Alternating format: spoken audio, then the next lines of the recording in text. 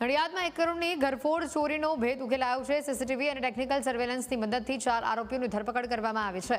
આરોપીઓ પાસેથી 23.35 લાખનો મુદ્દામાલ રિકવર કરવામાં આવ્યો હોવાની અપડેટ છે। પ્રભુકૃપા સોસાયટીમાં 15 એપ્રિલના રોજ ઘરફોડ ચોરી થઈ હતી। મુખ્ય આરોપી નવઘણ તળપદા આંતરરાજ્ય ગુનેગાર હોવાનું પણ સામે આવ્યું છે। 25થી વધુ ચોરીના ગુનામાં નવઘણ તળપદાની સંડોવણી હોવાનું ખુલ્યું છે।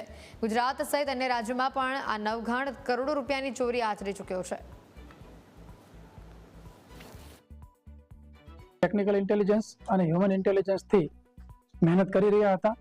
એ દરમિયાન એલસીબીને બાતમી મળેલી ચોર બાબતે અને મુદ્દામાલ બાબતે, તો જે ચોર છે એ લોકોને પકડી અને ઇન્ટ્રોગેશન કરતા અત્યાર સુધીમાં 4 લોકોની ધરપકડ કરવામાં આવેલી છે અને આશરે 60 તોલા જેટલું સોનું, 600 ગ્રામ જેટલું ચાંદી અને 23,35,000 જેટલા રોકડ અને એ સિવાય અન્ય ડોક્યુમેન્ટ જે અગત્યના દસ્તાવેજ છે એની પણ ચોરી થયેલી એ આ ગુનેગારો પાસેથી કબજે કરવામાં આવેલ છે।